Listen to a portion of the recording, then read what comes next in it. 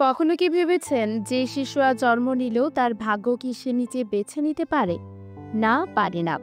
আর সেই না পারা থেকেই শুরু হয় নীলপদ্ম এর গল্প। এটি একটি নারীর কাহিনী যে কখনো নিজের ইচ্ছায় যৌনকর্মী হয়নি। সমাজ তাকে ঠেলে দিয়েছে এক ঘূর্ণির মধ্যে, যেখানে পরিচয় নেই, সম্মান নেই, আছে শুধু বেঁচে থাকার যুদ্ধ। নীলপদ্ম সিনেমা আমাদের চোখে আঙুল দিয়ে দেখায় যৌনপল্লীর এক জীবন্ত বাস্তবতা, একজন মায়ের কষ্ট আর সমাজের সেই অবহেলা যা আমরা দেখেও দেখি না।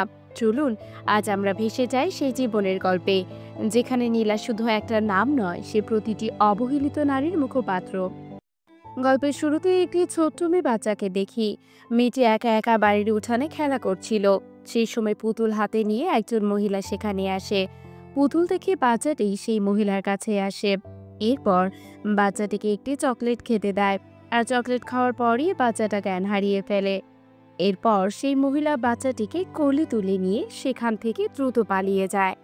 এরপর সিন শিফট হলে আমরা একটা পতিতালয় দৃশ্য দেখতে পাই। সেখানকার এক পতিতা মেয়ে ছোট্ট মেয়েকে বলে, কয়দিন যেতে না যেতে সাজুগুজু শিখে ফেলেছো, ভালো কইরা সাজো। আর সাজতে না পারলেও কোনো সমস্যা নাই, মাসে শেখায় দিবে। এরপর আমরা সেই মাসিকে দেখি। এই মাসি হচ্ছে এই পতিতালয়ের সর্দার, আর উনি এই ছোট্ট মেয়েকে এখানে নিয়ে এসেছে। পতিতা মেয়েটি মাসির কাছে এসে নিজের প্রশংসা করে বলে, মাসি, আমার রূপে আগুন জ্বলতেছে না। উত্তরে মাসি বলে, রূপের আগুন জ্বালাতে হবে না, পাশের রুমে খরিদ্দার আছে, তার আগুন নিভিয়ে দেয়। এরপর মেয়েটি চলে যায়। এই ছোট মেয়েটির নাম নীলা।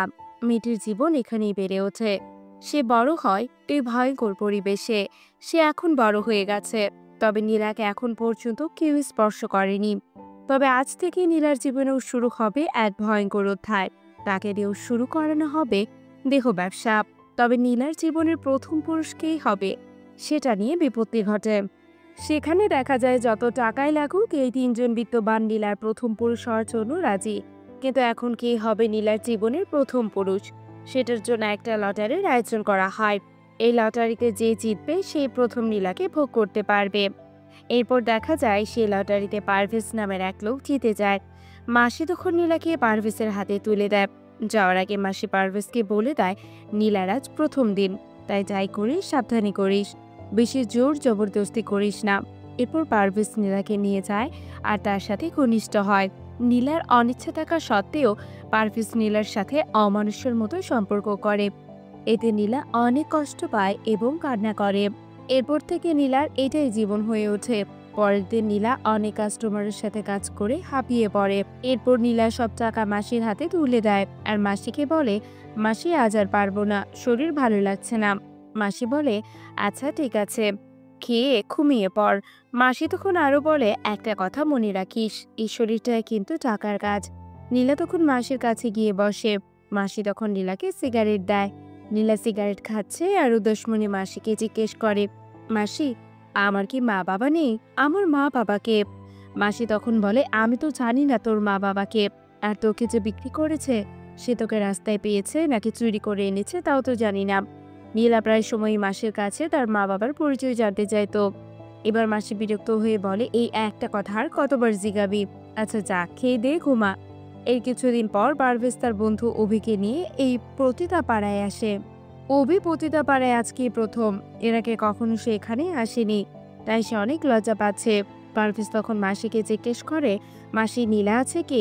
নীলার সাথে যে মজা পাইছি, আমি চাচ্ছি আমার বন্ধু সে মজাটা নেই। মাসি বলে, নীলা আছে, তবে নীলা নতুন, তাই টাকা কিন্তু বেশি দিতে হবে। পারভেজ জানায়, সমস্যা নেই, তুমি টাকা নিয়ে ভেবো না। এরপর অভি নীলার কাছে যায়। অভি তখন খুবই নার্ভাস ছিল। তখন নীলা হাসি মুখে অভিকে আপন করে নেয়। নীলাকে অভির অনেক ভালো লেগেছে, তাই কাজ শেষে অভি নীলাকে জানায় সে নীলাকে ভালোবেসে ফেলেছে। নীলা তখন বলে, হয়েছে, ফালতু আলাপ বাদ দিয়ে বাড়িতে যাইয়া বউকে চড়াই দুইটা পীড়িতের আলাপ কইরেন, যান এখান থেকে যান। অভি বলে, আমার বউ নাই, বাচ্চাও নাই।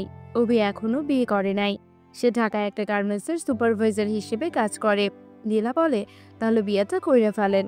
অভি বলে, কর্ম কেমনে, বউ বাচ্চা পালবার ক্ষমতা কি আমার আছে? তবে একটা সত্যি কথা কই, তোমার আমার সত্যি ভালো লাগছে, আমি মন থেকে ভালো চাই। তোমার যদি কোনো সময় মন চায় এই অন্ধকার জীবন বাদ দিয়ে নর্মাল জীবন যাপন করবা, তুমি শুধু পারভেজকে একবার আমার কথা কইও, নীলা বলে, কি হইব? পারভেজকে আপনার কথা কইয়া আমার নিয়ে পালাই যাইবান? বিয়ে করবেন আমাকে? অভি বলে, না, গার্মেন্টস লাইনে আমার অনেক চেনা যারা আছে, আমি তোমাকে একটা কাজের ব্যবস্থা করে দিতে পারবো, সম্মানের সহিত কাজ করে বাঁচতে পারবা। নীলা তখন হাসতে হাসতে বলে, বাহ, আপনি তো অনেক দিলদরিয়া আছেন, আমার দিলদরিয়া কাস্টমার। এর কিছুদিন পর দেখা যায় নীলা পারভেজ কোনো একটা পতিতা মেয়েকে দিয়ে ডেকে আনে এবং পারভেজের কাছ থেকে অভির ঠিকানা নিয়ে নেয়। এরপর নীলা সেখান থেকে বিদায় নিয়ে অভির কাছে যাওয়ার জন্য বের হয়। নীলা যেন সেই পাহারা থেকে বের হয়ে শান্তির অনুভূতি পাচ্ছে। বাহিরের জগৎ দেখতে পেয়ে নীলা এবার অনেক খুশি। এরপর নীলা অভির সাথে দেখা করতে যায়। একটু পরে অভি বেরিয়ে আসে। অভি নীলাকে নিয়ে একটা ছোট দোকানে যায়। অভি তখন নীলাকে বলে, আমার তো বিশ্বাসই হচ্ছে না, আকাশের পরী মাটিতে নেমে আইছে। নীলা বলে, আপনি তো কইছিলেন যদি কোনোদিন পাড়া সাইরা দেই আপনি আমাকে একটা কাজের ব্যবস্থা করে দেবেন। এর জন্য আমি পারভেজ ভাইয়ের কাছ থেকে ঠিকানা নিয়ে আপনার কাছে চলে আসছি। অভি নীলাকে দেখে অনেক খুশি হয়। এরপর নীলাকে একটা থাকার ব্যবস্থা করে দিতে চায়। নীলাকে চিন্তিত দেখে অভি বলে, তুমি এত টেনশন করতেছো কেন? টেনশন আমার। এরপর দেখা যায় অভি যে গার্মেন্টসে চাকরি করতো সেখানে নীলাকে একটি কাজের ব্যবস্থা করে দেয়। নীলা দুপুরে যখন কাজ শেষ করে খাবার খাচ্ছিল তখন তার বমি বমি ভাব হয়। নীলার মুখে তখন চিন্তার ছাপ ফুটে ওঠে। নীলা কিছুদিন এইভাবে কাজ করে যাচ্ছিল। একদিন অভি এসে কাজের ফাঁকে নীলাকে তার অফিসে ডাকে। এরপর নীলা অফিস রুমে যায় এবং অভি নীলাকে জিজ্ঞেস করে, তোমার থাকা খাওয়ার কোনো সমস্যা হচ্ছে না তো? নীলা জানায়, না, আপনি যে মেয়েটার সাথে আমার থাকার ব্যবস্থা করেছেন সে অনেক ভালো, এখন শুধু নতুন কাজটা শিখে নিলেই হয়। অভি নীলাকে নতুন জীবন দিয়েছে, তাই নীলা অভির প্রতি কৃতজ্ঞতা প্রকাশ করে। অভি তখন বলে, আরে সেটা কোনো সমস্যা না, কাজে ধীরে ধীরে শিখে যাবা।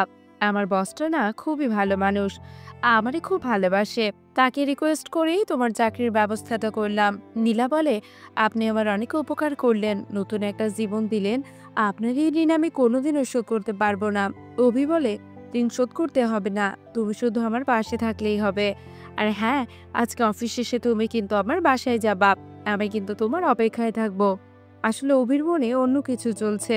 নীলা তখন এই কথা শুনে খারাপ কিছুর আভাস পায়, তাই সে সেখান থেকে চলে যায়। এরপর অফিস শেষে অভি নীলার জন্য অপেক্ষা করতে থাকে। নীলা তার বাসায় যেতে থাকে। এরপর নীলাকে কাছে ডেকে আনে অভি আর বলে, তুমি তোমার বাসার দিকে কেন যাচ্ছ? তুমি তো যাবা আমার বাসায়। নীলা বলে, আমার শরীর ভালো না। এরপর নীলা আরো বলে, আমি যেদিন থেকে পাড়া সারছি সেদিন থেকে শরীর বিক্রিও সাইরা দিছি। এই বলে নীলা সেখান থেকে চলে যায়। এরপর নীলা একটি শপে আসে। সেখানে থেকে 100 টাকা দিয়ে বাচ্চাদের একটা পুতুল কিনে নেয়। বাসায় এসে নীলা বৃষ্টি দেখতে থাকে আর মনে মনে কিছু একটা ভাবতে থাকে। এরপর রাতে ঘুমালে একটি দুঃস্বপ্ন দেখে নীলার ঘুম ভেঙে যায়। নীলা অনেক ভয় পেতে থাকে। এরপর সে আবারও ঘুমিয়ে পড়ে। সকাল হলে নীলার কাছে একটা লোক আসে বাড়ি ভাড়া নিতে। এই লোকটা মূলত পুরো বস্তির বাসা ভাড়া তোলে। ওনার নাম নজরুল ভাই। সে তখন নীলার দিকে খারাপ দৃষ্টিতে তাকাচ্ছিল, তাই নীলা বিরক্ত হয়ে দরজা লাগিয়ে ফেলে। এরপর নীলা যখন পাড়ার দোকানে যায় তখন ওই লোকটি নীলাকে বিরক্ত করে। নীলা তখন কিছু না কিছু বলেই সেখান থেকে চলে আসে। এরপর নীলা যখন অফিসে আসে তখন নীলার বস নীলার কাছে আসে আর তার দিকে কুদৃষ্টিতে তাকিয়ে থাকে এবং এরপর সে নীলাকে ওনার অফিস রুমে যেতে বলে। নীলা অফিস রুমে আসতে নীলার বস নীলার অনেক কাছে আসে আর নীলাকে বলে, চাকরি বাকরি তো হলো, এখন আমাকে মধু খাওয়াবা না? নীলা বলে, কি বলেন এসব স্যার? নীলার বস তখন বলে, আরে আমি কিন্তু সব জানি, অভি আমারে সব কইছে, অভি আমারে সব কইছে তুমি পাড়ার মধ্যে মধু বিক্রি করতা। অভি আমারে আরো কইছে তোমাকে যদি চাকরিটা দেই তুমি খুশি হয়ে আমারে মধু খাওয়াবা। নীলা তখন কিছু না বলে সেখান থেকে উঠে চলে যায়। যাওয়ার সময় নীলার বস নীলাকে বলে দেয় সে যেন আগামীকাল অভির বাসায় যায়, কারণ সেখানেও সেও যাবে এবং নীলার মধু খাবে। নীলা এসব কথা শুনে সেখান থেকে রেগে চলে যায়। পরের দিন নীলা যখন গোসল করছিল সেখানে নজরুল ভাই এসে লুকিয়ে নীলাকে দেখতে থাকে। নীলা নজরুলকে দেখে চমকে ওঠে। এরপর নজরুল নীলের কাছে এসে নীলাকে বলে, তোমাকে ভাড়া দিতে হবে না, তুমি শুধু একটা রাত আমার সাথে থাকো। নীলা তখন ওনার উপর বিরক্ত হয়ে ওনাকে এখান থেকে দাঁড়িয়ে দেয়। তবে সে সেখান থেকে যাওয়ার সময় নীলাকে বলে দেয়, আমি দেখে নিব তুই কিভাবে এই বাসায় থাকিস। এই বলে সে চলে যায়। নীলাকে সবাই বুক করতে যায়। চারদিকে সবার এই অবস্থা দেখে সে হতাশ হয়ে পড়ে। সে ভালো হতে চাইলেও ভালো হতে পারছে না। ভদ্র সমাজের মুখোশধারী লোকগুলো তাকে ভালো হতেই দিচ্ছে না। যাই হোক, এর কিছুক্ষণ পর দেখা যায় নজরুল ভাই এসে সোনালীকে জানিয়ে দেয় এই মাসের মধ্যে নীলাকে বাসা খালি করে চলে যেতে হবে। এই সোনালীর সাথে নীলার রুম শেয়ার করে থাকতো। সোনালী আর নীলার মধ্যে খুবই সুন্দর সম্পর্ক। আর যেহেতু নজরুল ভাই সোনালীকে এমনটা বলে গেল, এখন হয়তো সোনালী তাকে সাপোর্ট করবে না, এমনটা ভেবেই নীলার ভেতর থেকে মন খারাপ হয়। এদিকে নীলা তার বসের কথা না শোনায়। নীলার বস নীলাকে কাজের বাহানায় অনেক কথা শোনায়। এরপর নীলার বস নীলাকে তার অফিস রুমে ডেকে নিয়ে যায়। নীলা অফিস রুমে যাওয়ার পর সে কেন গত রাতে অভির বাসায় আসেনি তা জিজ্ঞেস করে। নীলা বলে সে অসুস্থ ছিল। নীলা তখন আরো বলে, অভি আপনাকে এত কিছু কইছে এটা বলে নাই? আমি যেদিন থেকে পাড়া সারছি সেই দিন থেকে শরীর বিক্রিও সাইরা দিছি। এই কথা শুনে নীলার বস নীলাকে অকথ্য ভাষায় গালিগালাজ করে আর বলে, আগে যখন ভিরোর সাথে থাকছোস তখন শরীর খারাপের কথা মনে ছিল না? ওরে তো ঠিকই সুখ দিছোস, আর এখন আমারে দিতে যত বাহানা। আজ তুই আমার সাথে পুরো রাত থাকবি, আমারই সুখ দিবি, নইলে তোর চাকরিটাও থাকবো না। এই বলে বস নীলাকে এখান থেকে তাড়িয়ে দেয়। নীলা যেহেতু আর সেসব কাজ করবে না, তাই সে পরের দিন অভির থেকে বিদায় নেয়। যে অভি তাকে স্বপ্ন দেখেই নতুন জীবন উপহার দিয়েছিল, সে অভি তার সবকিছু শেষ করে দিল। অভি তাকে শুধুমাত্র স্বার্থের জন্য ডেকেছিল, ভালোবেসে নয়। এমন সময় অভি বলে, নাটক কেন করো নীলা? নীলা বলে, আমি নাটক করছি নাকি আপনি আমাকে পাড়ার মতো এক হাতে অন্য হাতে বিক্রি করে দিয়েছেন? অভি বলে, আমি তোমাকে কেমনে এক হাতে অন্য হাতে বিক্রি করেছি? আমার সাথে কি তুমি ফাজলামি করো? ফালতু কথা কেন বলো নীলা? নীলা তখন বলে, আমি এখন ফালতু কথা বললাম? আর আপনি যে নিজের সুবিধার জন্য আমাকে আপনার বসের কাছে বিক্রি করতে চাইলেন, এটা কি? আর আমাকে বলতেছেন আমি ফালতু কথা কইতেছি? আপনার লজ্জা করে না? নীলা এসব বলে সেখান থেকে চলে যাচ্ছিল। এমন সময় অভি নীলাকে ডাক দিয়ে বলে, আমি শুনলাম তোমার পেটে নাকি বাচ্চা, এটা কার বাচ্চা? নীলা তখন আমার প্রশ্ন শুনে অনেক হতাশা নিয়ে বলে, কিভাবে বলবো? এটা তো তোমারও হতে পারে, কত মানুষ ছিল আমারে, আমার বাচ্চা কার কেমনে কমো? এই বলে নীলা খুব ইমোশনাল হয়ে যায়। নীলা বাসায় এসে সোনালীকে জানায় তার চাকরিটা চলে গেছে। তখন সোনালী জানায় সে অফিসে শুনেছে অফিসের সবাই নাকি বলা বলি করছিল যে নীলার সাথে নাকি তার বসের সমস্যা হয়েছে। এর সাথে সেটাও শুনেছে নীলা নাকি একটা পতিতালয় থেকে এসেছে। সোনালী তখন নীলাকে জিজ্ঞাসা করে, ওরা যা বলছে তা কি সত্যি? নীলা তখন কিছুই বলে না। এরপর নীলা শুধু সোনালীকে বলে, সোনালী, হরিণের সবচেয়ে বড় শত্রুকে জানো? এরপর নীলা জানায় তার নিজের শরীর। এই বলে নীলা সেখান থেকে উঠে যায়। এরপর আমরা দেখি যে সোনালীকে নীলা এত বিশ্বাস করত, এতটা আপন ভাবত, সেই সোনালী নজরুল ভাইকে জানিয়ে দেয় যে নীলা যে জায়গায় আগে খারাপ জায়গায় থাকতো, এখানে এসে নাকি সে ভুয়া কাগজপত্র দিয়ে চাকরি নিয়েছে। গভীর রাতে দেখা যায় সে নজরুল ভাইয়ের ভাড়া তোলার বাহানায় অন্য আরেকজনের বউয়ের সাথে প্রাইভেট সময় কাটাচ্ছে। পরের দিন নজরুল ভাই অনেক লোক ডেকে নীলাকে অনেক অপমান করে জানায় এই নীলা আগে খারাপ কাজ করত, এরকম খারাপ মানুষ থাকলে আমাদের এলাকা নষ্ট হতে পারে, এলাকায় গজব আসবে, তাই নীলাকে এখান থেকে চলে যেতে হবে। এটা ভদ্র মানুষের এলাকা, এখানে খারাপ মেয়ের জায়গা নেই। তখন নীলা খুব ইমোশনাল হয়ে বলে, হ্যাঁ, আপনাদের সমাজের সবাই অনেক ভালো, আমার অফিসের বস ভালো, অভিভাই ভালো, আপনি ভালো, শুধু আমি খারাপ। এসব বলে কান্না করতে করতে নীলা সোনালীকে বলে, তুমিও ভালো সোনালী। তখন সোনালী বলে, আমি কি করবো কও, সবার সাথে তো আমার থাকতে হয়। তখন নীলা সোনালীকে বলে, তুমি আমার অনেক উপকার করছো, ভালো থেকো তুমি। এসব বলে কাঁদতে কাঁদতে নীলা এই এলাকা থেকে চলে যায়।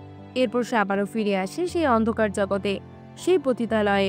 তখন নীলার মাসি নীলাকে জিজ্ঞেস করে, তুই না এই জায়গায় ছাইরে গেলি, ওইখানে থাকতে পারলি না, আবার ফিরে এলি কেন? তখন নীলা বলে, থাকতে চাইছিলাম মাসি, কিন্তু পারলাম না, আসলে আমাকে মতো মাইয়াকে ওরা থাকতে দেয় না। তখন মাসি বলে, আমাকে ওই পাড়া ছাড়া এই দুনিয়ার কোনো জায়গা নাই। নীলা তখন বলে, বেশ্যের কোনো ঘর নাই, পরিচয় নাই, সমাজ আর ধর্ম কিছু নাই। এরপর কয়েক মাস পরে দৃশ্য দেখানো হয়, নীলার কোল জুড়ে একটা সুন্দর ফুটফুটে বাচ্চা জন্ম নেয়। আর এই বাচ্চা জন্মের সময় নীলা মারা যায়। এই বাচ্চাটির জীবন তাহলে এখন কেমন হবে? সে কিভাবে বড় হবে? কে হবে তার বাবা মা? সে কার পরিচয়ে বড় হবে? এমন কিছু প্রশ্ন রেখে শেষ করা হয় এই নীলপদ্ম মুভিটি। সত্যি বলতে এমন পতিতালয় কারা গড়ে তোলে? উত্তর আসবে আমাদের সমাজের কিছু সভ্য মানুষের অসভ্য কাজের মাধ্যমে তৈরি হয়ে ওঠে এমন পতিতালয়। কিন্তু যে পতিতালয় নিত্যদিনের কাস্টমার, তারাই সব পতিতালয় মেয়েদেরকে অবহেলা করে এবং লাঞ্ছিত করে প্রতি পদে পদে। অথচ আবার এই মানুষগুলোই রাতের অন্ধকারে মেয়েদেরকে আপন করে নেয়। এই মেয়েগুলো ভালো হতে চাইলেও তাদেরকে সমাজ ভালো হওয়ার কোনো সুযোগ দেয় না। সমাজ তাদেরকে সবসময় খারাপ চোখে দেখে।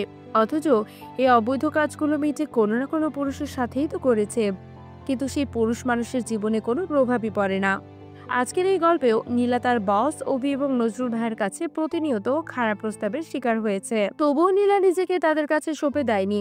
এভাবেই প্রতিটি মেয়েকে রুখে দাঁড়াতে হবে, করতে হবে প্রতিবাদ। তাহলেই সমাজ থেকে এই অভিশাপ মুক্ত হবে, সমাজ হবে বিশুদ্ধ।